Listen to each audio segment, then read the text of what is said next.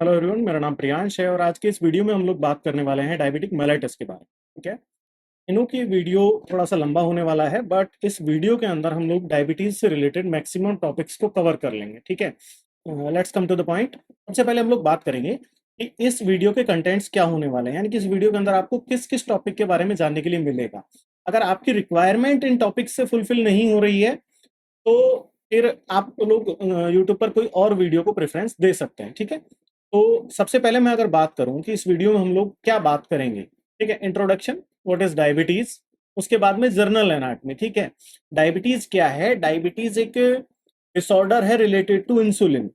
Simple सी बात है, insulin से रिलेटेड डिसऑर्डर है, मेटाबॉलिज्म से रिलेटेड डिसऑर्डर है। तो जो जर्नल एनाटॉमी है इससे रिलेटेड, जैसे कि पेनक्रियाज हो गया, तो उसके बारे में हम लोग एक बार डिटेल में डिस्कस करेंगे। मेरे हिसाब से फिजियोलॉजी को पढ़ना ज्यादा इंपॉर्टेंट है बजाय पैथोलॉजी के। ठीक है। आप अगर फिजियोलॉजी बहुत अच्छे से जानते हैं तो आपको पैथोलॉजी बहुत अच्छे से समझ में ऑलरेडी आ जाएगी। ठीक है। उसके अंदर कोई डाउट नहीं होगा। तो इसीलिए हम सबसे पहले डिस्कस करेंगे जर्नल एनाटॉमी और फिजियोलॉजी के बारे में। ठीक है। उसके बाद में हम डिस्कस करेंगे इंसुलिन प्रोडक्शन की फिजियोलॉजी। ठीक है। इसके अलावा physiology of blood glucose regulation, यानी कि नॉर्मल इंडिविजुअल के अंदर ब्लड ग्लूकोज का रेगुलेशन कैसे होता है। ठीक है। उसके बाद हम लोग कुछ सेवरल टाइप्स के बारे में डिस्कस करेंगे। ठीक है। टाइप्स कौन कौन से होते हैं, 6-7 टाइप के बारे में डिस्कस करेंगे, जैसे कि insulin dependent diabetic mellitus, non insulin dependent diabetic mellitus, latent auto immune diabetes of adult, maturity onset of diabetes in younger age, gestational diabetes और सेकेंडरी डायबिटिक मेलाइटस, जैसे कि ड्रग इंड्यूस्ड डायबिटिक मेलाइटस होती है। तो इन सभी के बारे में हम लोग डिस्कस करेंगे। इसके अलावा हम डिस्कस करेंगे sign and symptoms of diabetic mellitus. ठीक है। उसके बाद में Somogyi effect and its management, dawns phenomena. उसके बाद में डायग्नोसिस ऑफ डायबिटिक मेलाइटस, यानी कि डायबिटिक मेलाइटस का डायग्नोसिस कैसे स्टैब्लिश किया जाता है, क्लिनिकली प्रेजेंटेशन डायबिटिक मेलाइटस के पेशेंट में क्या क्या देखने के लिए मिल सकते हैं। ठीक है। इसके अलावा मैनेजमेंट ऑफ डायबिटिक मेलाइटस, जिसके अंदर हम लोग बात करेंगे इंसुलिन थेरेपी के बारे में और अदर जो हाइपोग्लाइसिमिक एजेंट हैं उनके बारे में। ठीक है।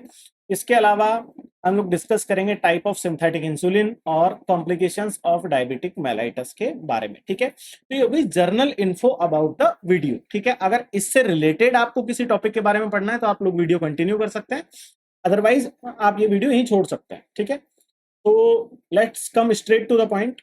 देखिए, मैं एक चीज यहाँ पे आपको क्लियर कर देना चाहता हूँ कि अगर आप अपना 2-2.5 घंटा यहाँ वेस्ट कर रहे हैं तो पढ़ने के लिए हैं। ठीक है। अगर आप लोग ये एक्सपेक्ट करते हैं कि मैं आपको बीच में एंटरटेन करूंगा, ठीक है, कोई डायलॉग मारूंगा, तो वो कुछ नहीं है। ठीक है। वो करना है तो आप डेडिकेटेड वीडियो देख सकते हो ना यार। आप आपको जो मन में है आप वीडियो अवेलेबल है यूट्यूब पर, देख लीजिए। ठीक है। अगर किसी को इसी से रिलेटेड, अगर किसी को पढ़ने में एंटरटेनमेंट नहीं हो रहा है तो भाई फिर उसके लिए मैं अकाउंटेबल नहीं हूँ। समझे? इंडिया के अंदर ऑलमोस्ट 25 लाख रजिस्टर्ड नर्स हैं। ठीक है। ऑलरेडी 25 लाख रजिस्टर्ड नर्स हैं, जिनमें से लगभग 10 लाख अनएम्प्लॉयड हैं। अगर स्टिल ये चीज आपको मोटिवेट नहीं कर रही है तो फिर कोई भी जो शायरी है वो भी आपको मोटिवेट नहीं करेगी, बिलीव मी। ठीक है। तो हम लोगों का काम पढ़ना है, मेरा पढ़ाना है। ठीक है। और रही बात, मैं एक अच्छा टीचर हूं या नहीं हूं, बट मैं एक अपने जगह का एक अच्छा स्टूडेंट जरूर हूं। Clear? So come back to the topic. अगर आपको एंटरटेनमेंट नहीं मिल रहा है तो भैया वो नहीं मिलेगा। ठीक है। पढ़ने में अगर आपको कोई भी डाउट है या फिर कोई भी आपको फैक्ट मिसमैच हो रहा है तो फिर आप उसके बारे में क्वेश्चन कर सकते हैं।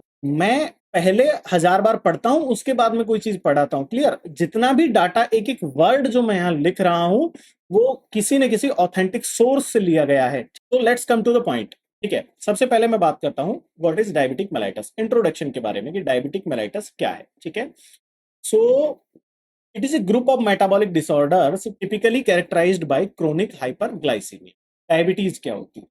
तो देखिए, डायबिटीज का जो वर्ड मीनिंग है ना, हम लोग अभी डिस्कस कर लेते हैं कि डायबिटीज का मतलब क्या है। डायबिटीज वर्ड का मतलब होता है लॉट्स ऑफ, ठीक है, बहुत सारा यूरिन। यहां पर हम लेंगे कि डायबिटीज का मतलब क्या है, बहुत सारा यूरिन है। अब दो टर्म आती है, डायबिटिक मेलाइटस और डायबिटिक इंसिपिडस। ठीक है। जो वर्ड है मेलाइटस, उसका मतलब होता है स्वीट, यानी कि डायबिटिक मेलाइटस के अंदर जो यूरिन होगा वो कैसा होगा? स्वीट यूरिन होगा, उसके अंदर प्रेजेंट होगी शुगर। जबकि डायबिटिक इंसिपिडस, इंसिपिडस का मतलब होता है टेस्टलेस, यानी कि जो डायबिटिक इंसिपिडस है उसके अंदर यूरिन तो बहुत सारा होगा, सेम डायबिटिक मेलाइटस की तरह, लेकिन वहां पर जो यूरिन है वो टेस्टलेस होगा, उसके अंदर कोई भी शुगर का प्रेजेंस नहीं होगा। क्लियर? तो यहाँ पर अगर मैं वीडियो में आगे कहीं भी डायबिटीज कहूंगा तो हम लोग डायबिटिक मेलाइटस पढ़ रहे हैं, तो आप उसको डायबिटिक मेलाइटस ही कंसिडर करेंगे। ठीक है, तो हम लोगों ने क्लियर कर लिया कि what is difference between diabetic mellitus and diabetic insipidus. ठीक है, वर्ड मीनिंग से ही दोनों के अंदर डिफरेंस है। मेलाइटस का मतलब मीठा और इंसिपिडस का मतलब टेस्टलेस। ठीक है, तो जो डायबिटीज है, डायबिटिक मेलाइटस है, उसके अंदर लॉट्स ऑफ स्वीट यूरिन, जबकि जो डायबिटिक इंसिपिडस है उसके अंदर lots of tasteless urine. Clear? अब अगर मैं सेम वही इटिमोलॉजी की बात करूं, the word diabetes means lots of urine and the word mellitus means sweet. ठीक है, अब हम लोग इसके थोड़े से हिस्टोरिकल एस्पेक्ट की बात कर लेते हैं कि डायबिटीज का प्रेजेंस कब है, हमको डायबिटीज का ओरिजिन कब मिलता है। ठीक है, तो चरक संहिता और सुश्रुत संहिता के अंदर भी इसका मधुमेह करके जिक्र है, यानी कि ये बिफोर क्राइस्ट 800 टू 600 बीसी। ठीक है, तो तब से ये डायबिटीज चली हुई आ रही है। फर्स्ट एविडेंस जो इसका किसी भी टेक्स्ट बुक में देखने के लिए मिलता है वो चरक संहिता और सुश्रुत संहिताओं के अंदर देखने के लिए मिलता है। ठीक है, अब अगर मैं बात करूं कि diabetes day, world diabetes day एक डेडिकेटेड डे डिक्लेयर किया गया है इसके लिए, डायबिटीज के लिए अवेयरनेस फैलाने के लिए, जो कि कब मनाया जाता है? 14 नवंबर को मनाया जाता है, वर्ल्ड डायबिटीज डे। ठीक है, डायबिटिक इंसिपिडस हमने अभी क्लियर कर लिया था कि it is much different from diabetic mellitus because it occur due to inadequate production of ADH, antidiuretic hormone, from the posterior pituitary or decreased function of ADH. Typical characteristic of diabetic insipidus is polyuria. ठीक है, diabetic insipidus के अंदर सिर्फ polyuria होता है, और polyuria का underline cause क्या है? एडीएच का इनसफिशियंटली सीक्रेट होना, या तो एडीएच का अमाउंट कम हो जाए, या फिर अगर दूसरे वर्ड्स में मैं कहूं कि जो एडीएच है, जो एंटी डायूरेटिक हार्मोन है, वो काम अच्छे से ना करे, तो उस कंडीशन में क्या हो जाता है? डायबिटिक इंसिपिडस हो जाता है। ठीक है, अब let's come back to on diabetes. अगर मैं बात करूं इसके एपिडेमोलॉजिकल डिस्ट्रीब्यूशन की, तो in every 5 second a person die due to complications of diabetic mellitus. ठीक है, अगर हर 5 सेकंड में डायबिटीज की कॉम्प्लिकेशन की वजह से कोई आदमी मर रहा है, तो इसका मतलब क्या है? ये बहुत भयानक बीमारी है। ठीक है, इट इज ए मॉन्स्टर। अब आप लोग कहेंगे कि भैया 5 मिनट में कैसे मर रहा है? हमने तो डायबिटीज की वजह से बहुत कम लोग मरते देखे हैं, देखे ही नहीं है। ठीक है, तो मैं आपको ये चीज प्रूव करूंगा इस वीडियो के अंदर कि हर 5 सेकंड के अंदर डायबिटीज की कॉम्प्लिकेशंस की वजह से आदमी कैसे मर सकता है। Clear? In developed countries like USA every 5th individual has diabetes, यानी कि जो डेवलपिंग कंट्रीज हैं उसके अंदर हर 10वें आदमी को लगभग डायबिटीज है, जबकि अगर मैं डेवलप्ड कंट्रीज की बात करूं तो वहां पर हर 5वें आदमी को डायबिटीज है। ठीक है, अब हम लोग बात करते हैं भैया फैक्टर कॉन्ट्रीब्यूटिंग डायबिटिक मेलाइटस। ठीक है, डायबिटीज के बारे में हम लोगों ने पढ़ा, यहां पर मैं आपको एक बार फिर से हाईलाइट करके बता देता हूं कि it is a group of metabolic disorders typically characterized by chronic hyperglycemia, यानी कि ये एक ऐसे डिसऑर्डर्स का ग्रुप है जिनके अंदर एक सेम फीचर मिलता है, किसका? हाइपरग्लाइसीमिया का। अब किसी भी इंडिविजुअल की बॉडी के अंदर हाइपरग्लाइसीमिया क्यों हो सकता है? तो उसके 3 बेसिक रीजंस हैं। ठीक है, कौन कौन सा? पहला, रिड्यूस्ड इंसुलिन सिक्रेशन, अगर इंसुलिन का सिक्रेशन कम हो जाए तो उस कंडीशन में भी हाइपरग्लाइसीमिया होगा। दूसरा, इन डिक्रीज ग्लूकोज यूटिलाइजेशन, अगर ग्लूकोज काम आना ही बॉडी के अंदर कम हो जाए तो भी हाइपरग्लाइसीमिया होगा। और इंक्रीज ग्लूकोज प्रोडक्शन, अगर ग्लूकोज का बनना ज्यादा हो जाए, यानी कि ग्लूकोज ज्यादा बनने लग जाए, उस कंडीशन में भी क्या होगा? हाइपरग्लाइसीमिया होगा। तो ये 3 फैक्टर हैं जो कंट्रीब्यूट करते हैं किसके लिए? हाइपरग्लाइसीमिया के लिए, एलिवेटेड सीरम ग्लूकोज लेवल के लिए। ठीक है, अब तक हमने पढ़ा कि डायबिटीज क्या है। डायबिटीज एक ऐसा ग्रुप ऑफ डिसऑर्डर है जिसके अंदर क्या होता है? टेंडेंसी होती है किसके लिए? हाइपरग्लाइसीमिया के लिए, यानी कि जो पर्सन इन डिसऑर्डर से अफेक्टेड होगा उस पर्सन के अंदर क्या होगा? टेंडेंसी फॉर हाइपरग्लाइसीमिया देखने के लिए हमें मिलती है। ठीक है, अब नेक्स्ट हम लोग बात करते हैं सबसे पहले जर्नल एनाटॉमी की। ठीक है, जर्नल एनाटॉमी के अंदर हम लोग डिस्कस करेंगे इंसुलिन के बाद। बेसिकली ये जो पूरी की पूरी बीमारी है ये इंसुलिन के सराउंडिंग घूमती है। अब अगर मैं जर्नल एनाटॉमी की बात करूं तो इंसुलिन आप सबको पता है कि पेनक्रियाज सीक्रेट करता है, ठीक है, पेनक्रियाज की बीटा सेल सीक्रेट करती हैं। तो हम लोग एक बार ब्रीफली डिस्कस कर लेते हैं कि पेनक्रियाज की स्ट्रक्चर क्या होती है, पेनक्रियाज इसको किस तरीके से सीक्रेट करता है, ठीक है। तो सबसे पहले हम लोग बात करें पेनक्रियाज की। Pancreas is also known as sweet gland, ठीक है। शुगर क्या है? स्वीट है। अब अगर ये ग्लूकोज को रेगुलेट कर रहा है बॉडी के अंदर तो हमने इसको क्या नाम दिया है? स्वीट ग्लैंड का नाम दिया, ठीक है। It is an accessory digestive organ, ठीक है। ये क्या है? एसेसरी डाइजेस्टिव ऑर्गन है। एसेसरी डाइजेस्टिव ऑर्गन कौन कौन से होते हैं? आपके सलाइवरी ग्लैंड्स हो गई, आपका लिवर हो गया और आपका पेनक्रियाज हो गया। ये एसेसरी डाइजेस्टिव ऑर्गन्स हैं। अब अगर मैं बात करूं टू बी मोर स्पेसिफिक, और स्पेसिफिक अगर हम पेनक्रियाज के बारे में बात करें तो pancreas is A mixed type of gland, both endocrine and exocrine in nature, ठीक है। पेनक्रियाज क्या है? एक मिक्सोक्राइन ग्लैंड है। मिक्सोक्राइन का मतलब क्या होता है? जो एंडोक्राइन भी है नेचर में और एक्सोक्राइन भी है। एक्सोक्राइन का मतलब जिसके सीक्रेशन किसी डक्ट के थ्रू जाते हैं वो एक्सोक्राइन है, और जिस जो सीक्रेशन डायरेक्ट ब्लड के थ्रू जाते हैं वो सीक्रेशन क्या है? एंडोक्राइन है। यानी कि जो पेनक्रियाज है वो दोनों फंक्शन करता है, एंडोक्राइन भी करता है और एक्सोक्राइन भी करता है, ठीक है। अब हम लोग बात करते हैं ग्रॉस एनाटॉमी की। देखिए, किसी भी ऑर्गन की जब स्टडी की जाती है तो दो तरीके से की जाती है। एक तो ग्रॉस एनाटॉमी होती है, एक होती है माइक्रोस्कोपिक एनाटॉमी, या फिर जिसको हम कहते हैं हिस्टोलॉजिकल स्टडी, ठीक है। तो सबसे पहले अगर मैं बात करूं ग्रॉस एनाटॉमी की, ठीक है, कि मोटा मोटा देखने में जो पेनक्रियाज है वो कैसा होता है और उसके क्या क्या फीचर्स होते हैं, ठीक है। सबसे पहले आ जाता है पेनक्रियाज का डेवलपमेंट, ठीक है। Pancreatic birds develop from the endoderm. Pancreatic birds क्या होती हैं? तीन जर्मिनल लेयर होती हैं, एंडोडर्म, एक्टोडर्म, मीजोडर्म। तीनों जर्मिनल लेयर्स में से कौन सी जर्मिनल लेयर से बनती है? एंडोडर्म से बनती है, ठीक है। At 3 to 4 week of gestation, यानी कि इम्प्लांटेशन के 3 से 4 वीक बाद में पेनक्रियाटिक बर्ड बनेंगी। किससे? एंडोडर्म से। उसके बाद में यही पेनक्रियाटिक बर्ड्स क्या बनाएंगी? पेनक्रियाज का निर्माण करेंगी, ठीक है। तो ये तो हो गया जो पेनक्रियाज का डेवलपमेंट है, यानी कि पेनक्रियाज कहां से डेवलप हो रहा है, ये तो बात हो गई वो, ठीक है।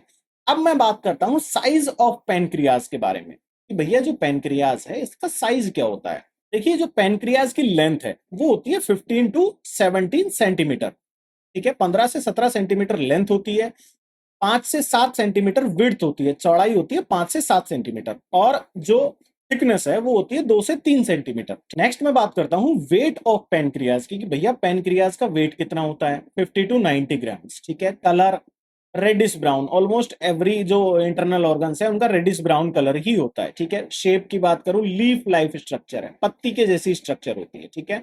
एनाटॉमिकल पोजीशन की बात करूं, एनाटॉमिकल पोजीशन का मतलब ये है कि ह्यूमन बॉडी के अंदर कहाँ होता है, तो बेसिकली बिहाइंड द स्टमक होता है। कौन कौन से रीजन के अंदर एक्सटेंड करता है? तो लेफ्ट हाइपोकॉन्ड्रिक रीजन के अंदर एक्सटेंड रहता है। मेन जो मेजर पार्ट है वो लेफ्ट हाइपोकॉन्ड्रिक रीजन के अंदर रहता है, जबकि कुछ पार्ट इसका एपिगैस्ट्रिक रीजन के अंदर भी रहता है, ठीक है। जो हेड है, पेनक्रियाटिक हेड है, वो किसके अंदर रहता है? एपिगैस्ट्रिक रीजन के अंदर रहता है, ठीक है। ब्लड सप्लाई की बात करते हैं। ब्लड सप्लाई दो तरीके से होगी, आर्टीरियल सप्लाई और वीनस सप्लाई। आर्टीरियल सप्लाई किससे होती है? पेनक्रियाटोडुडेनल आर्टरी के थ्रू। मेजर जो सप्लाई है वो कौन करता है? पेनक्रियाटोडुडेनल आर्टरी करती है, जबकि जो टेल पार्ट है, जो थोड़ा सा पार्ट है, उसको कौन सप्लाई करेगा? स्प्लिनिक आर्टरी करेगी, ठीक है। वीनस ड्रेनेज की बात करूं तो पेनक्रियाटोडुडेनल वेन, ठीक है। पेनक्रियाटोडुडेनल वेन जो है वो इसके वीनस ड्रेन करती है, और सुपीरियर मीजेंट्रिक वेन, यानी कि दोनों वेन मिलकर के क्या करती हैं? कि इसका वीनस ड्रेनेज करती है, ठीक है। आगे अगर मैं बात करूं नर्व सप्लाई की, तो नर्व सप्लाई के अंदर क्या होता है कि जो पेनक्रियाज है इसको सप्लाई करता है ऑटोनोमिक नर्वस सिस्टम, ठीक है। ऑटोनोमिक नर्वस सिस्टम के अंदर भी the sympathetic nervous system decrease pancreatic activity and the parasympathetic nervous system increase pancreatic activity। ये सिस्टम जो होते हैं ऑटोनोमिक नर्वस सिस्टम के जो दोनों पार्ट हैं, सिंपैथेटिक और पैरासिम्पैथेटिक, इनका इफेक्ट क्या होता है? बेसिकली अगर मैं बात करूं तो जब भी सिंपैथेटिक जो नर्वस सिस्टम एक्टिवेट होगा वो होगी करो या मरो वाली स्थिति, डू और डाई, ठीक है। यानी कि उस वक्त आप किसी भी डेंजर के अंदर हो। अब जैसे कि फॉर एग्जाम्पल मैं बात करूं, आपके पीछे शेर खड़ा है, क्लियर। अब उस टाइम आप मुझे एक बात बताइए कि आपको भागने की पड़ेगी या फिर आप अपना खाना डाइजेस्ट करेंगे? जाहिर सी बात है आप भागेंगे। तो आपकी बॉडी भी नेचुरल वे में वही काम करती है। आपके जीआई सिस्टम के अंदर जितने भी सीक्रेशंस होते हैं ना, वो कम हो जाते हैं, जीआई मोटिलिटी कम हो जाती है। कब? जब सिंपैथेटिक एक्टिविटी बढ़ेगी। जब आप डेंजर के अंदर आएंगे तो खाना डाइजेस्ट होना बंद हो जाएगा, ठीक है।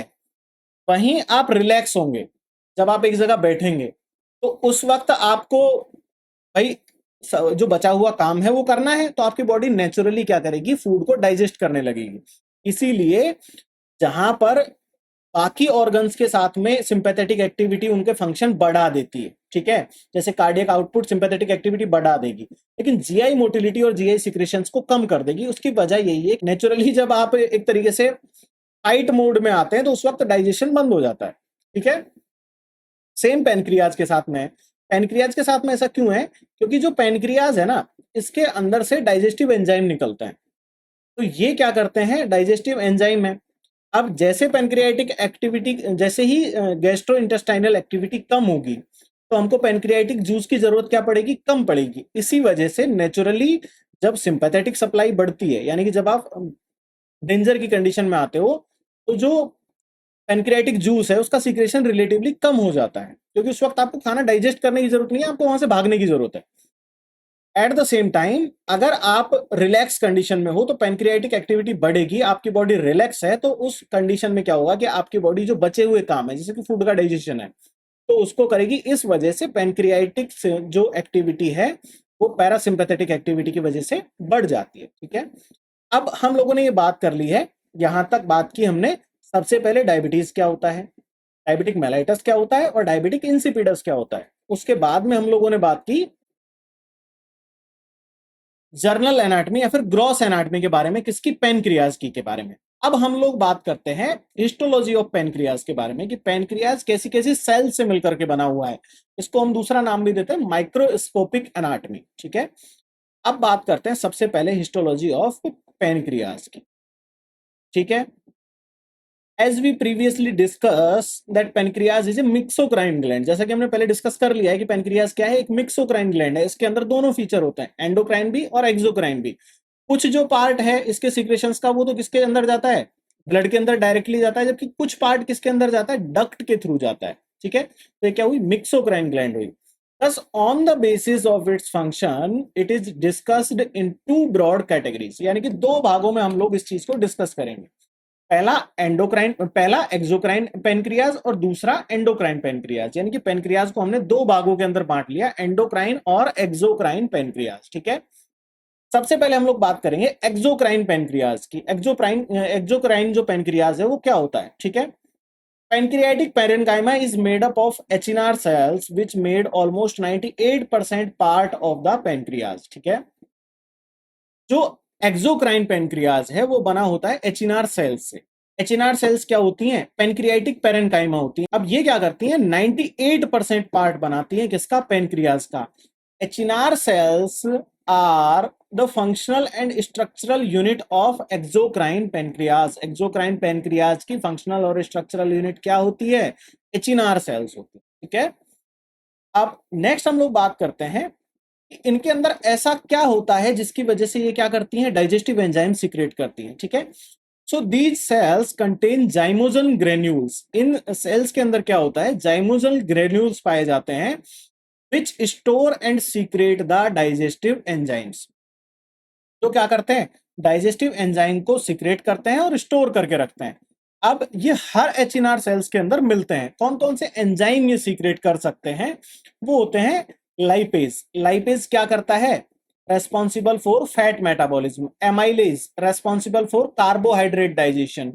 Trypsin responsible for protein digestion, ठीक है। तो ये तीनों तरीके के डाइजेशन के लिए क्या इंपॉर्टेंट है, जाइमोजन ग्रेन्यूल्स इंपॉर्टेंट हैं, जो कि क्या करते हैं, इन एंजाइम्स को सीक्रेट करने का काम करते हैं, ठीक है। तो ये जो स्पेशल फीचर है, ये जो स्पेशल ऑर्गेनेल है, ये क्या बनाता है, इसको एक्सोक्राइन पेनक्रियाज की सेल बनाता है, किसको, एचिनार सेल को, ठीक है।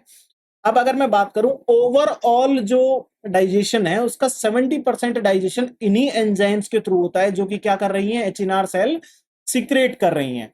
कंबाइंडली ये जो पूरा के पूरा सीक्रेशन निकल के पेनक्रियाटिक डक्ट के थ्रू जाएगा, इसको हम क्या कहेंगे? पेनक्रियाटिक जूस कहेंगे। इसके अंदर कितने एंजाइम होते हैं? 3 तरीके के एंजाइम होते हैं। सबसे पहला लिपोलाइटिक एंजाइम, कौन सा? लाइपेज, जो कि क्या करता है? फैट का डाइजेशन करता है। दूसरा एमाइलोलाइटिक एंजाइम, एमाइलेज, एमाइलेज क्या करता है? कार्बोहाइड्रेट का डाइजेशन करता है। तीसरा प्रोटियोलाइटिक एंजाइम, कौन सा? ट्रिप्सिन, क्या करता है? प्रोटीन का डाइजेशन करता है। ठीक है, यहां तक हमने पढ़ा कि एक्सोक्राइन पेनक्रियाज क्या होता है। ठीक है, नेक्स्ट हम लोग डिस्कस करते हैं कि एक्सोक्राइन तो पढ़ लिया, अब एंडोक्राइन पेनक्रियाज क्या है। 2% of the pancreas act as endocrine pancreas, यानी कि हमने पढ़ा कि जो पेनक्रियाटिक पैरेन्काइमा है जो कि एचिनार सेल से मिलकर के बनी हुई है, वो क्या है? पेनक्रियाज का 98% पार्ट बनाती है। अब जब ये 98% पार्ट बनाएगी तो रिमेनिंग पार्ट कितना होगा? 2% पार्ट रिमेनिंग होगा। जो 2% पार्ट है वो क्या करता है?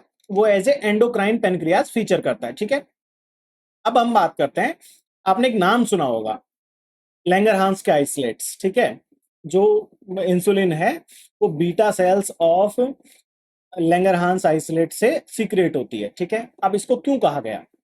तो लैंगरहांस ने क्या किया? एक डिस्क्रिप्शन दिया एंडोक्राइन पेनक्रियाज का। उसने कहा, if I consider pancreas as a sea then endocrine pancreas is like isolate. अगर मैं जो पेनक्रियाज है उसको एक सी, एक समुद्र मानूं, तो जो एंडोक्राइन पेनक्रियाज है वो उसके अंदर क्या है? छोटे छोटे टापू हैं। क्लियर? यानी कि इसके क्लस्टर्स प्रेजेंट होते हैं overall the through out the pancreas.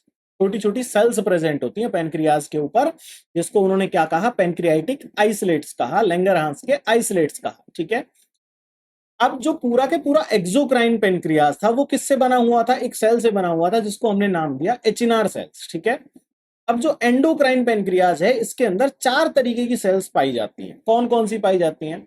Alpha, beta, delta और पीपी सेल्स। ठीक है, बीटा सेल क्या करेगी?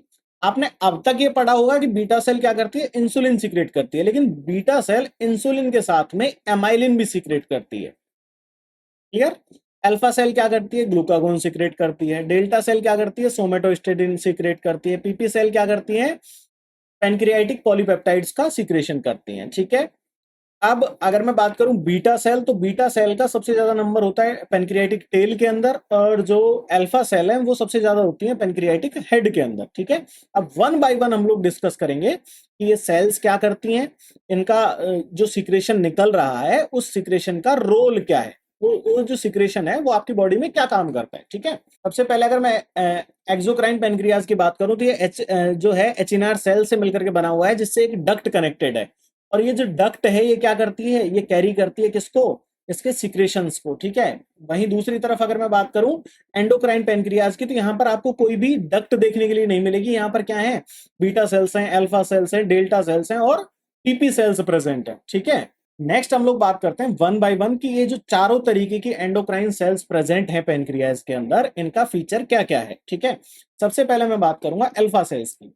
Function of alpha cells: a large number of alpha cell present at the head of pancreas। जैसा कि मैंने आपको अभी बताया कि जो अल्फा सेल्स हैं वो सबसे ज्यादा क्वांटिटी में मिलती हैं पेनक्रियाटिक हेड के अंदर। पेनक्रियाज का जो आगे का पार्ट है जो कि एपिगेस्ट्रिक रीजन के अंदर प्रेजेंट है, उसके अंदर क्या मिलती है? हमें large number of alpha cells देखने के लिए मिलता है। ठीक है, अल्फा सेल्स 2 तरीके की होती हैं, अल्फा 1 और अल्फा 2। अल्फा 1 जो सेल्स हैं वो सीक्रेट करती है ग्लूकागोन हार्मोन को, जबकि जो अल्फा 2 सेल्स हैं वो सीक्रेट करती हैं गैस्ट्रिन हार्मोन।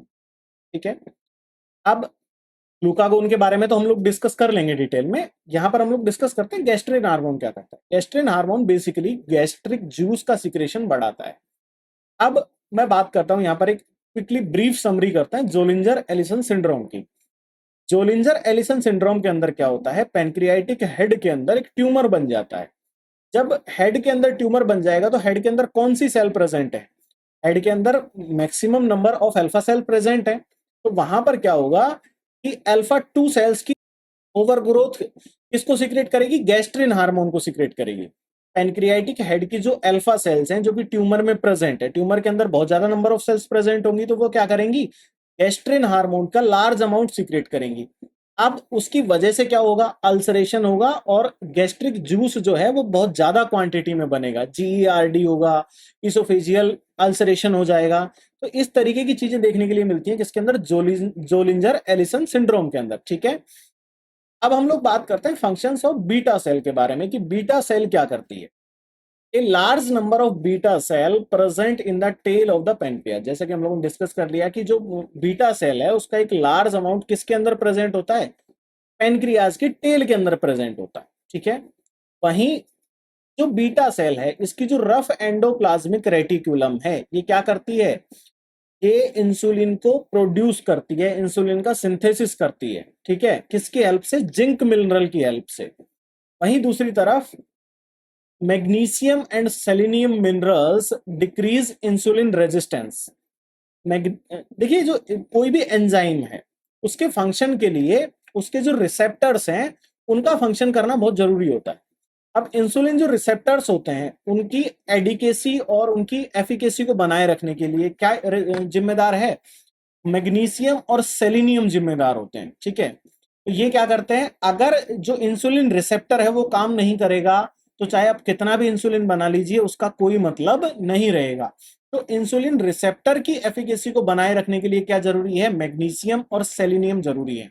ये क्या है, माइक्रो एलिमेंट है, माइक्रो न्यूट्रिएंट्स होते हैं बॉडी के। ठीक है, इसके अलावा एक और इंपॉर्टेंट चीज है कि beta receptor present on the cell surface of beta cells of Langerhans isolate, यानी कि एंडोक्राइन जो पेनक्रियाज है उसकी जो बीटा सेल है उसके सरफेस पर क्या मिलता है, बीटा एडेनर्जिक रिसेप्टर मिलता है। ठीक है, it plays an important role in insulin production, insulin के प्रोडक्शन में और एक्सोसाइटोसिस में इसका बहुत बड़ा रोल है, यानी कि इंसुलिन के सिक्रेशन में इसका बहुत बड़ा रोल है बीटा रिसेप्टर का। तो अगर आप लोग बीटा ब्लॉकर्स देंगे, बीटा एडेनर्जिक एंटागोनिस्ट देंगे, तो उस कंडीशन में क्या होगा कि भाई वो तो एक केमिकल है, उसको ये थोड़ी पता है कि जैसे प्रोपेनोलोल है। ठीक है, आपको किसी बंदे को एंजाइटी हो रही है, किसी इंडिविजुअल को एंजाइटी हो रही है, आपने उसको कम करने के लिए उसको क्या दे दिया, प्रोपेनोलोल दे दिया। ठीक है, अब प्रोपेनोलोल क्या करेगा, हार्ट के अंदर जो मायोकार्डियल मसल्स हैं उनके अंदर जो बीटा रिसेप्टर है उसको उस पे जाके एक्ट करेगा, उस पे एक्ट करेगा तो क्या होगा, पल्स रेट कम हो जाएगी, कार्डियक कॉन्ट्रैक्टिलिटी रिड्यूस हो जाएगी, कार्डियक आउटपुट थोड़ा कम हो जाएगा। लेकिन एट द सेम टाइम अब उसको ये नहीं पता कि पेनक्रियाज के अंदर जो सेल है उसके ऊपर फंक्शन नहीं करना है, सेम रिसेप्टर पेनक्रियाज की बीटा सेल के ऊपर भी है। तो वो जो प्रोपेनोलोल है वो क्या करेगा, बीटा सेल जो पेनक्रियाज की है उस पे जाके इफेक्ट करेगा। अब जब उस पे जाके इफेक्ट करेगा, उसके साथ में बाइंड हो जाएगा, तो उस कंडीशन में क्या होगा कि जो इंसुलिन का जो सीक्रेशन है उसके अंदर क्या आ जाएगा, इंपेयरमेंट आ जाएगा, वो प्रॉपर सीक्रेशन नहीं हो पाएगा। इस वजह से क्या करते हैं हम लोग, जो बीटा ब्लॉकर्स हैं इनको कॉन्ट्राइंडिकेटेड करते हैं किसके अंदर, डायबिटिक मेलाइटस के अंदर। ठीक है, नेक्स्ट हम लोग बात करते हैं फंक्शन ऑफ डेल्टा सेल। यहां तक हमने दो सेल्स के फंक्शन की बात की, अल्फा सेल के अंदर दो सेल थी, अल्फा 1 और अल्फा 2। अल्फा 1 जो सेल थी वो क्या कर रही थी, वो सिक्रेट कर रही थी ग्लूकागोन। वहीं दूसरी तरफ बीटा सेल क्या सिक्रेट कर रही है, बीटा सेल सिक्रेट कर रही है इंसुलिन हार्मोन, इसके साथ साथ वो क्या सिक्रेट कर रही है, एमाइलिन हार्मोन। ठीक है, अब नेक्स्ट हम लोग बात करते हैं फंक्शन ऑफ डेल्टा सेल की कि डेल्टा सेल क्या करती है। ठीक है, so delta cell produce somatostatin, delta cell क्या प्रोड्यूस करती है, सोमेटोस्टेनिन प्रोड्यूस करती है।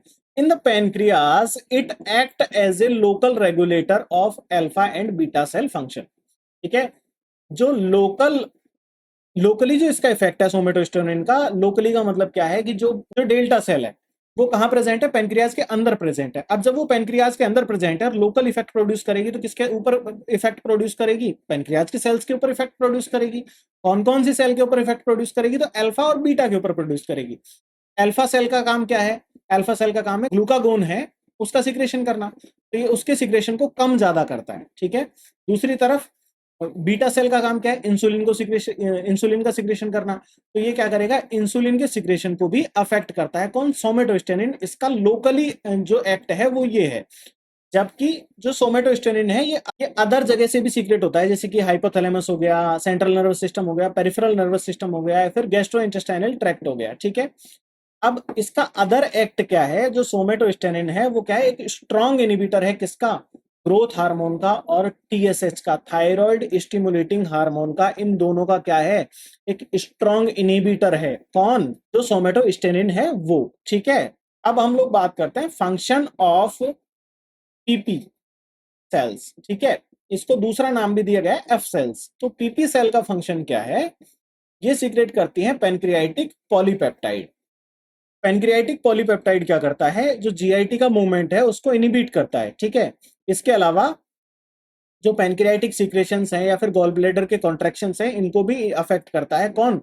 पेनक्रियाटिक पॉलीपेप्टाइड, जो किससे सीक्रेट होता है? एफ सेल से या फिर पीपी सेल से, पेनक्रियाटिक पॉलीपेप्टाइड सेल से। तो यहां तक हमने बात की कि भैया डायबिटीज का जर्नल इंट्रोडक्शन क्या है। उसके बाद में डायबिटीज एसोसिएटेड है इंसुलिन से, इसीलिए हम लोग तब से बात कर रहे हैं किसके बारे में? पेनक्रियाज के बारे में। वो कैसा होता है, ग्रॉस एनाटमी क्या है, माइक्रोस्कोपिक एनाटमी क्या है, कौन सी सेल होती हैं, उनके फंक्शन क्या क्या होते हैं, इंसुलिन के अलावा कौन कौन से हॉर्मोन्स पेनक्रियाज सीक्रेट करता है, कौन कौन से एंजाइम सीक्रेट करता है, सब कुछ हम लोगों ने डिस्कस कर लिया।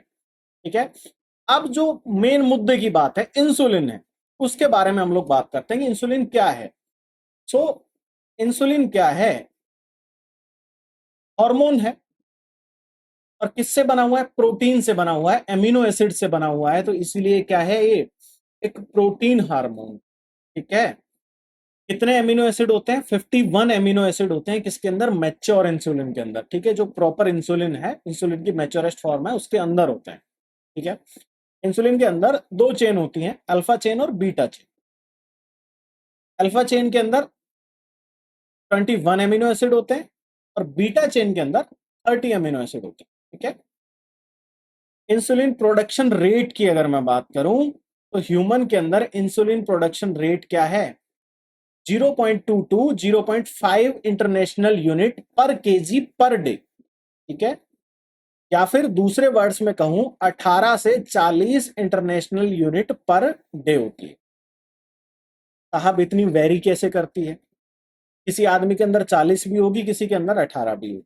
ठीक है, ये बेसिस पे होता है, एनर्जी रिक्वायरमेंट के बेसिस पे, और आप जो फूड इनटेक कर रहे हैं उसके बेसिस पे। क्लियर?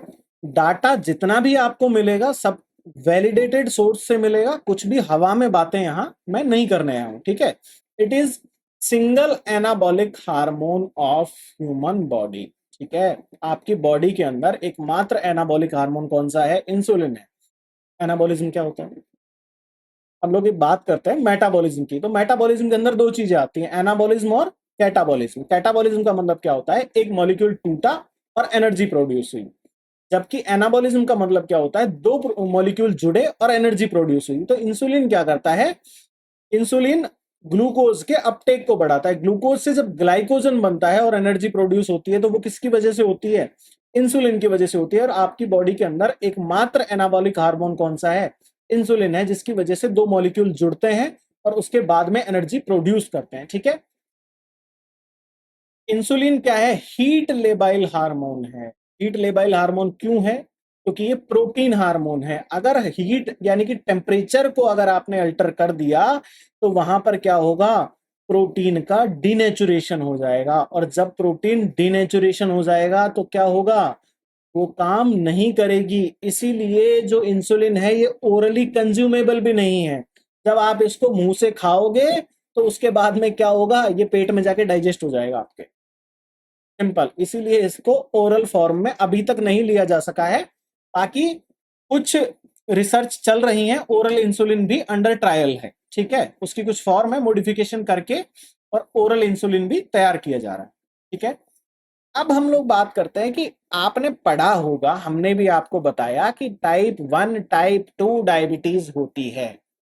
टाइप 1 और टाइप 2 डायबिटीज को डिफरेंशिएट कैसे करते हैं? तो डिफरेंशिएट करने का एक सिंपल सा तरीका है। सो सबसे पहले क्या होता है? जो बीटा सेल होती है उसके अंदर एक चीज बनती है जिसको बोलते हैं प्री प्रो इंसुलिन। ठीक है, प्री प्रो इंसुलिन के अंदर क्या होता है? 86 एमिनो एसिड होते हैं।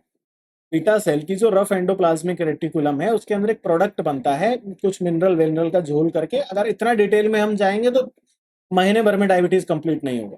ठीक है, मैंने इस मैटर को इतना कंसाइज किया है कि जितना मैंने पढ़ा है डायबिटीज के बारे में, ये उसके 10% का वीडियो है। क्लियर? तो हम लोग बहुत ज्यादा हर चीज के बहुत ज्यादा डिटेल में नहीं जाएंगे, तब जाकर के वीडियो 2.5 से 3 घंटे में कंप्लीट होगा। ठीक है। सो सबसे पहले हम लोग बात करते हैं कि भैया इंसुलिन है वो कैसे बन रहा है। तो जो बीटा सेल है उसके रफ एंडोप्लाज्मिक रेटिकुलम के अंदर क्या होता है, एक प्रोटीन बनता है। सिंपल सी बात है, प्रोटीन बन रहा है, उसके अंदर कितने होते हैं, 86 एमिनो एसिड होते हैं। उसको टर्म किया जाता है प्री प्रो इंसुलिन। ठीक है, जिंक मिनरल हेल्प करता है उसके अंदर बनाने के अंदर। अब क्या होता है, ये जो प्री प्रो इंसुलिन है ये रफ एंडोप्लाज्मिक रेटिकुलम दे देती है किसको, गोल्जी अपरेटस को। बीटा सेल के अंदर गोल्जी अपरेटस भी होता है और रफ एंडोप्लाज्मिक रेटिकुलम भी होती है। अब गोल्जी अपरेटस के अंदर जब ये जाएगा तो वहां पर ये क्या करेगा, प्री प्रो इंसुलिन से प्रो इंसुलिन बनाएगा। ठीक है, और बाद में प्रो इंसुलिन से इंसुलिन बनाएगा। जो गोल्जी अपरेटस है उसको यहाँ पर एक अदर टर्म भी देते हैं, स्टोरिंग वेसिकल्स। ठीक है, स्टोरिंग वेसिकल्स के अंदर प्री प्रो इंसुलिन भरा हुआ होता है, जिसके अंदर एमिनो एसिड्स का नंबर कितना होता है, 86 होता है। लेकिन जब एक्सोसाइटोसिस के थ्रू ये बाहर रिलीज किया जाता है तो उस वक्त क्या होता है, इनके बीच में एक डाइसल्फाइड बॉन्ड टूट जाता है। ठीक है, टूट जाने के बाद में एक तो पेयर बचता है अल्फा और बीटा चेन का। अल्फा चेन के अंदर अगेन कितने एमिनो एसिड हैं, 21 एमिनो एसिड हैं। बीटा चेन के अंदर कितने एमिनो एसिड हैं, 30 एमिनो एसिड हैं। अब इसके साथ में एक सी चेन बचती है, डेल्टा चेन भी बचती है। अब डेल्टा चेन के अंदर कितने एमिनो एसिड हुए, ओवरऑल कितने थे, 86 थे, जिसमें से 51 अलग हो गए। तो कितने बचे, 35 एमिनो एसिड की एक चेन बचती है, जिस चेन को हमने क्या नाम दिया, डेल्टा चेन नाम दिया। ठीक है, तो यहां पर क्या है, insulin is made up from pro insulin made up of 3 chains. Pro insulin के अंदर 3 चेन होती है, अल्फा बीटा और सी या फिर डेल्टा चेन होती है। ठीक है, जब इंसुलिन रिलीज होगा उस वक्त क्या होगा, 2 चीजें रिलीज होंगी, एक तो इंसुलिन रिलीज होगा और एक जो डेल्टा चेन टूटी है ये रिलीज होगी। अब इंसुलिन तो क्या है, इंसुलिन का हाफ लाइफ होता है 5 मिनट्स। रिलीज होने के 5 मिनट्स के अंदर नेचुरल इंसुलिन का हाफ लाइफ होता है, तो वो तो तुरंत डिसअपियर हो जाएगा। लेकिन ये जो डेल्टा चेन है, ये जो सी चेन है, ये ब्लड के अंदर प्रेजेंट होती है, ये यूरिन के अंदर भी प्रेजेंट होती है। तो इससे हम लोग डिटेक्ट कर सकते हैं कि किसी भी इंडिविजुअल के अंदर इंसुलिन बन रहा है कि नहीं बन रहा है। और अगर बन रहा है तो कितनी मात्रा में बन रहा है, अमाउंट का भी पता लगेगा। क्यों लगेगा, क्योंकि जितना इंसुलिन बनेगा सेम अमाउंट में, जैसे इंसुलिन का एक मॉलिक्यूल बना जिसके अंदर कितने एमिनो एसिड थे, 51 एमिनो एसिड थे, तो उसी टाइम पे क्या बनेगा, एक डेल्टा चेन भी बनेगी, एक सी चेन भी बनेगी। तो वो जो सी चेन है, नंबर तो सेम ही रहेगा। अब मान लीजिए 40 इंटरनेशनल यूनिट क्या बना, इंसुलिन बना, तो उसके साथ में 40 इंटरनेशनल यूनिट क्या बनेगी, डेल्टा चेन बनेगी, 40 unit international unit C chain भी बनेगी।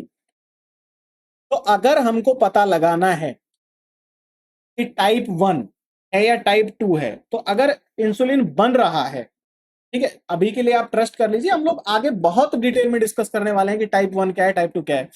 अगर टाइप 1 है तो इसका मतलब इंसुलिन नहीं बन रहा है या फिर बहुत कम बन रहा है, तो उसके अंदर हमें सी चेन देखने के लिए नहीं मिलेगी, प्रेजेंस क्या होगी, बहुत मिनिमल होगी।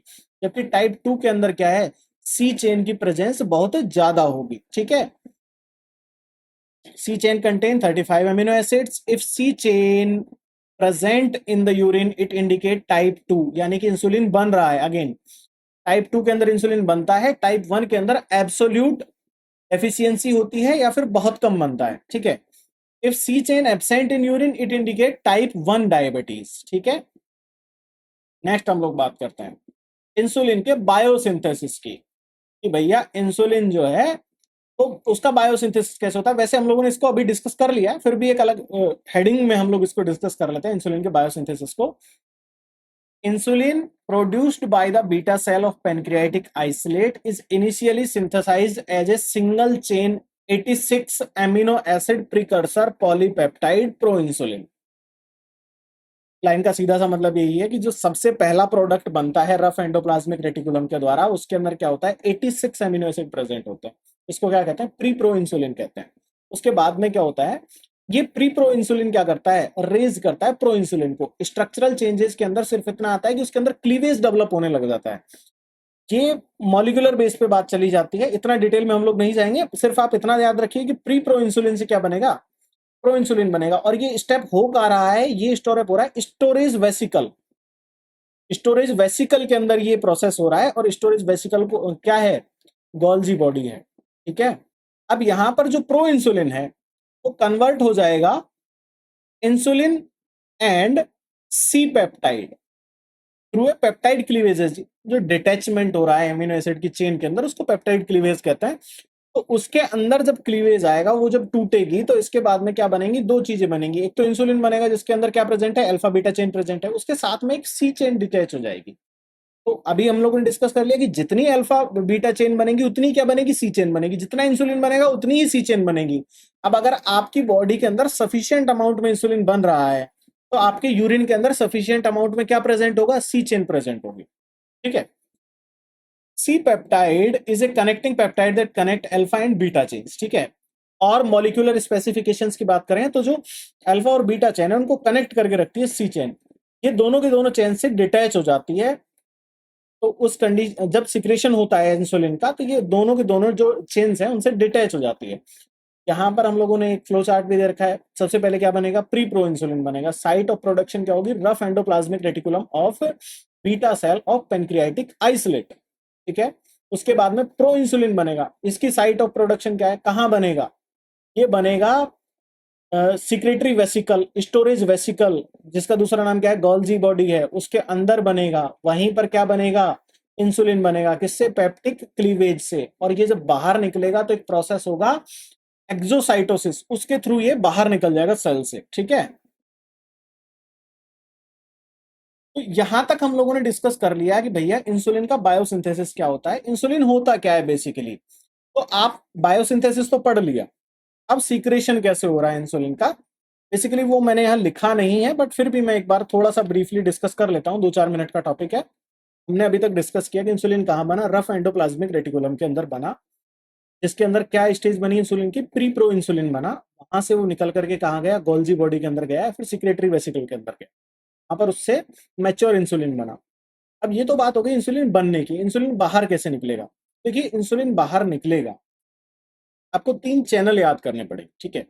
जो बीटा सेल होती है उसके सरफेस पर insulin independent glucose transporters present होते हैं, ठीक है। बेसिकली जो ओवरऑल बॉडी की सेल्स हैं उनके ऊपर क्या होते हैं, ग्लूकोज ट्रांसपोर्टर्स होते हैं।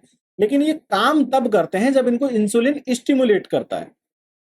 वहीं अगर बीटा सेल के सरफेस की बात करूं तो उसके ऊपर ग्लूकोज ट्रांसपोर्टर तो प्रेजेंट है लेकिन उसको इंसुलिन के स्टिमुलेशन की कोई जरूरत नहीं है। जैसे ही सीरम ग्लूकोज का लेवल बढ़ेगा, ब्लड के अंदर ग्लूकोज का लेवल बढ़ेगा, अपने आप क्या होगा, सेल के अंदर वो क्या करने लग जाएंगे, ग्लूकोज को भेजने लग जाएंगे, ठीक है। तो सिंपल सा, जैसे कि ग्लूकोज का लेवल बढ़ा, बीटा सेल के जो सरफेस पर इंसुलिन इंडिपेंडेंट ग्लूकोज ट्रांसपोर्टर था, उसने क्या किया, ग्लूकोज को वहां से लिया और बीटा सेल के अंदर भेज दिया, ठीक है। अब बीटा सेल के अंदर क्या प्रेजेंट है, माइट्रोकॉन्ड्रिया प्रेजेंट है। तो माइट्रोकॉन्ड्रिया प्रेजेंट है, वो माइट्रोकॉन्ड्रिया क्या करेगा, एनर्जी प्रोड्यूस करेगा ग्लूकोज से। एनर्जी किसके फॉर्म में प्रोड्यूस होगी, एटीपी के फॉर्म में प्रोड्यूस होगी। अब सेल के सरफेस पर हमने पहली चीज पढ़ी कि क्या है, insulin independent glucose transporter present है। दूसरी चीज क्या प्रेजेंट है, ATP dependent potassium channels present है। तो ये जो एटीपी डिपेंडेंट पोटेशियम चैनल्स हैं ये वैसे तो खुले हुए रहते हैं नॉर्मल कंडीशन में, ये जो गेट है ये खुला हुआ रहता है। लेकिन जब सेल के अंदर क्या बनेगा, एटीपी बनेगा, एनर्जी प्रोड्यूस होगी, तो उस कंडीशन में क्या होगा, ये बंद हो जाएगा चैनल, ठीक है। तो पहला स्टेप हमने देखा कि बाहर से ग्लूकोज अंदर आ गया, किसकी वजह से, इंसुलिन इंडिपेंडेंट ग्लूकोज ट्रांसपोर्टर की वजह से। दूसरा स्टेप हमने देखा कि एनर्जी प्रोड्यूस हो गई। तीसरे स्टेप में क्या हुआ कि ये जो एनर्जी प्रोड्यूस हुई है, जो एटीपी प्रोड्यूस हुआ है, इस एटीपी ने क्या किया, एटीपी डिपेंडेंट जो पोटेशियम चैनल्स थे उन चैनल्स को बंद कर दिया। तो जो पोटेशियम का इफ्लक्स हो रहा था, पोटेशियम सेल से बाहर जा रहा था, वो नहीं जाएगा, वो रुक जाएगा। जब वो रुक जाएगा तो इंट्रासेल्युलरली पोटेशियम का लेवल बढ़ेगा। तो इंट्रासेल्युलर पोटेशियम का लेवल बढ़ेगा, उस कंडीशन में क्या होगा, सेल जाएगी, चार्ज हो जाएगी पॉजिटिवली, ठीक है। अब जब सेल पॉजिटिवली चार्ज हो जाएगी तो यहां पर क्या होगा, एक तीसरी चीज होगी, यहां पर voltage dependent calcium channels open हो जाएंगे, ठीक है। Voltage dependent calcium channels open हो जाएंगे और जो एक्स्ट्रा सेल्यूलर कैल्शियम है वो इंट्रा सेल्यूलर आने लगेगा। बाहर से जो कैल्शियम है वो सेल के अंदर आ जाएगा। जब वो सेल के अंदर आएगा तब एक प्रोसेस कंप्लीट होगा, एक्सोसाइटोसिस, यानी कि जो वेसिकल्स हैं वो क्या करेंगी, वो स्क्वीज आउट होंगी और उनसे जो इंसुलिन है और जो सी पेप्टाइड है वो रिलीज हो जाएगा किसके अंदर, ब्लड स्ट्रीम के अंदर। क्विक रिवीजन करते हैं, 2 मिनट के अंदर अगर आपको लिखना है तो स्टेप लिख लीजिएगा, ठीक है। सबसे पहला स्टेप क्या होगा, जो हम पढ़ रहे हैं इंसुलिन का सिक्रेशन, इंसुलिन कैसे बीटा सेल से बाहर आता है। तो सबसे पहले स्टेप के अंदर क्या होगा कि जो इंसुलिन इंडिपेंडेंट जो ग्लूकोज ट्रांसपोर्टर है उसकी वजह से क्या हुआ, सेल के अंदर क्या आया, ग्लूकोज आया। आया कब, जब ग्लूकोज का ब्लड में लेवल बढ़ा। ब्लड में लेवल कब बढ़ेगा, जब आप खाना खाएंगे, सिंपल सी बात है। तो खाना खाएंगे तब इंसुलिन सिक्रेट होगा। कैसे होगा, खाना खाएंगे, सीरम ग्लूकोज का लेवल बढ़ेगा। तो बीटा सेल के सरफेस पर एक चीज प्रेजेंट है जिसको हम कहते हैं इंसुलिन इंडिपेंडेंट ग्लूकोज ट्रांसपोर्टर। ये ग्लूकोज ट्रांसपोर्टर क्या करेगा, जो ग्लूकोज है उसको अंदर भेज देगा। अंदर सेल के अंदर माइटोकॉन्ड्रिया प्रेजेंट है। सेकंड स्टेप के अंदर माइटोकॉन्ड्रिया क्या करेगा, एटीपी की फॉर्म में एनर्जी प्रोड्यूस करेगा, ठीक है। थर्ड स्टेप में क्या होगा, वो जो एटीपी है वो एटीपी डिपेंडेंट पोटेशियम चैनल को बंद कर देगा। एटीपी डिपेंडेंट पोटेशियम चैनल बंद हो गया तो इंट्रासेल्युलर पोटेशियम का लेवल बढ़ेगा, ठीक है। अब जब इंट्रासेल्युलर पोटेशियम का लेवल बढ़ेगा तो वोल्टेज डिपेंडेंट जो कैल्शियम चैनल्स थे, थर्ड स्टेप में वोल्टेज डिपेंडेंट कैल्शियम चैनल्स क्या हो जाएंगे, खुल जाएंगे और सेल के बाहर से एक्स्ट्रा सेल्यूलर कैल्शियम क्या आने लगेगा, इंट्रा सेल्यूलरली आने लगेगा। बाहर का जो कैल्शियम है उसका इनफ्लक्स होगा सेल के अंदर। जब ये इनफ्लक्स होगा तो इसकी वजह से क्या होंगे, जो सिक्रेटरी वेसिकल्स हैं, जो गोल्जी एपरेटस है, वो क्या करेगा, वो इंसुलिन को रिलीज कर देगा किसके अंदर, ब्लड स्ट्रीम के अंदर। तो ये इतनी सी बात हुई किसकी, इंसुलिन के सीक्रेशन की। किससे, बीटा सेल से इंसुलिन आखिर बाहर कैसे निकलता है। नेक्स्ट हम लोग डिस्कस करते हैं भैया इंसुलिन और ग्लूकागोन के बारे में। इतनी देर से हम लोग एक रामायण पढ़ रहे हैं कि इंसुलिन इंसुलिन इंसुलिन। मैंने आपको बताया भी था कि हम लोग डिटेल में डिस्कस करेंगे किसके बारे में, ग्लूकागोन के बारे में। तो यहाँ पर हम लोग एक कंपैरिजन करेंगे इंसुलिन के बारे में और ग्लूकागोन के फंक्शंस के बारे में कि इन दोनों के अंदर क्या डिफरेंसेस हैं, ठीक है। तो सबसे पहले अगर मैं बात करूं insulin, it become active when blood glucose level become high. अभी मैंने 2 मिनट पहले आपको बताया कि इंसुलिन कब बाहर निकलेगा, जब insulin independent glucose channel transporter active होगा। वो कब होगा, जब सीरम ग्लूकोज का लेवल हाई होगा, ठीक है। तो insulin become active when blood glucose level become high. जैसे ही आप खाना खाएंगे ग्लूकोज एब्जॉर्ब होगा, उसके बाद में क्या होगा, इंसुलिन एक्टिवेट हो जाएगा। जबकि glucagon, it become active when blood glucose level become low, यानी कि ब्लड सीरम ग्लूकोज का लेवल लो हो गया, आप स्टारवेशन पे, आपने खाना ही नहीं खाया, उस कंडीशन में क्या एक्टिवेट होगा, ग्लूकागोन एक्टिवेट होगा और इससे क्या होगा, ब्लड ग्लूकोज का लेवल बढ़ेगा, ठीक है। नेक्स्ट की मैं बात करूं, insulin stimulate the uptake of glucose, amino acids and free fatty acids into cell. यहां पर एक चीज ध्यान दीजिए, इंसुलिन सिर्फ किसके लिए रेस्पॉन्सिबल नहीं है, कार्बोहाइड्रेट के लिए रेस्पॉन्सिबल नहीं है। जितना इंसुलिन कार्बोहाइड्रेट के लिए रेस्पॉन्सिबल है उतना ही रेस्पॉन्सिबल प्रोटीन के लिए भी है और फैट के लिए भी है। इसलिए इंसुलिन क्या करता है, फ्री फैटी एसिड्स को और प्रोटीन को, यानी कि एमिनो एसिड्स के अपटेक को भी बढ़ाता है, ठीक है। जब हम लोग इसके कॉम्प्लिकेशंस पढ़ेंगे तो ये बहुत इंपॉर्टेंट फैक्टर है कि इंसुलिन सिर्फ कार्बोहाइड्रेट डिपेंडेंट नहीं है। सिर्फ कार्बोहाइड्रेट के लिए ही इंसुलिन की डिफेंस जो है वो रेस्पॉन्सिबिलिटी नहीं है, क्योंकि जैसे ही हम लोग इसके कॉम्प्लिकेशन देखेंगे या फिर साइन एंड सिम्टम देखेंगे तो जैसे भाई जो डायबिटीज है उसके अंदर इंसुलिन या तो काम नहीं कर रहा है या बन नहीं रहा है। तो जब इंसुलिन नहीं बनेगा तो उसके फंक्शन अल्टर होंगे, तो इसी से रिलेटेड साइन एंड सिम्टम देखने के लिए हमको मिलेंगे। तो यहाँ पर क्या है, सबसे पहली चीज कार्बोहाइड्रेट के लिए रेस्पॉन्सिबल है, कार्बोहाइड्रेट अपटेक के लिए। उसके साथ साथ फ्री फैटी एसिड्स और एमिनो एसिड्स के अपटेक के लिए भी रेस्पॉन्सिबल होता है क्या, इंसुलिन। वहीं अगर मैं दूसरी तरफ बात करूं ग्लूकागोन की, तो it stimulate the release of free fatty acids from triglycerides, ठीक है। फैट से फ्री फैटी एसिड बनाने के लिए कौन रेस्पॉन्सिबल है, ग्लूकागोन रेस्पॉन्सिबल है, ठीक है। नेक्स्ट मैं बात करूं, insulin stimulate the synthesis of glycogen by increasing glucose uptake by the liver, ठीक है। लीवर के अंदर एक प्रोसेस होता है ग्लाइकोनियोजेनेसिस, जिसके अंदर क्या होता है, दो ग्लूकोज के मॉलिक्यूल बनाकर मिलकर के क्या बनाते हैं, ग्लाइकोजन बनाते हैं, तथा उसके साथ में क्या होती है, एटीपी प्रोड्यूस होती है। मैंने आपको पहले भी बताया कि इंसुलिन क्या है, एक एनाबॉलिक हार्मोन है। ये दो मॉलिक्यूल को जोड़ करके क्या करता है, एनर्जी प्रोड्यूस करने का काम करता है। तो यहां पर क्या हो रहा है, लीवर के अंदर दो ग्लूकोज मॉलिक्यूल जुड़ करके क्या बना रहे हैं, ग्लाइकोजन बना रहे हैं। ठीक है, नेक्स्ट अगर मैं बात करूं ग्लूकागोन की, तो it stimulate the release of free fatty acid from triglyceride. ठीक है, सेम बात है, ट्राइग्लिसराइड से फ्री फैटी एसिड्स बनाता है। ठीक है, जो इंसुलिन है वो इनिबिट करता है ग्लूकोनियोजेनेसिस को। ग्लूकोनियोजेनेसिस का मतलब क्या होता है कि नए ग्लूकोज का बनना। अब ये कैसे भी बन रहा हो, लेकिन अगर नया ग्लूकोज बनेगा तो सीरम के अंदर क्या होगा, ग्लूकोज का लेवल बढ़ जाएगा, जबकि इंसुलिन क्या कर रहा है, सीरम के अंदर ग्लूकोज के लेवल को डाउन कर रहा है। तो रिलेटिवली ये क्या कर रहा है, ग्लूकोनियोजेनेसिस को बंद कर रहा है, इनिबिट कर रहा है। वहीं सेम टाइम जो ग्लूकागोन है वो क्या करता है, सीरम ग्लूकोज के लेवल को बढ़ाता है।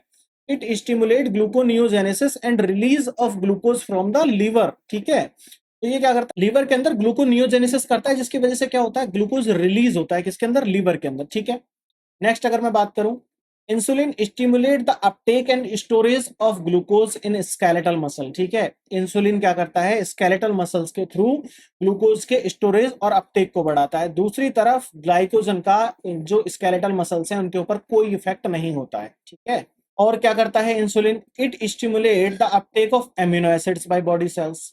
मैंने आपको बताया था कि ये बहुत सारी चीजें कोरिलेटेड हैं, सारी की सारी कॉम्प्लिकेशंस हमको इसी इंसुलिन के फंक्शन से रिलेटेड देखने के लिए मिलेंगी, क्योंकि एट द एंड डायबिटीज के अंदर या तो इंसुलिन नहीं बनेगा या फिर क्या होगा, उसके फंक्शंस जो हैं वो अल्टर हो जाएंगे। ठीक है, वहीं दूसरी तरफ एमिनो एसिड्स पर क्या होता है, ग्लाइकोजन का कोई इफेक्ट नहीं होता है। ठीक है, अगर मैं बात करूं insulin stimulate, insulin reduce the hunger bye regulating the hypothalamus, यानी कि इंसुलिन क्या करता है, हाइपोथैलेमस पर भी इफेक्ट डालता है, जिसकी वजह से क्या होता है, जो हंगर है, जो भूख है, वो आदमी को कम लगती है।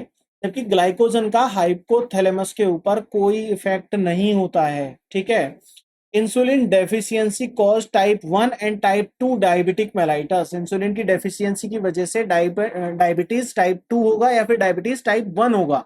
लेकिन ग्लूकागोन की डेफिशिएंसी से क्या होगा, हाइपोग्लाइसीमिया होगा या फिर ग्लूकोजिनोमा होगा।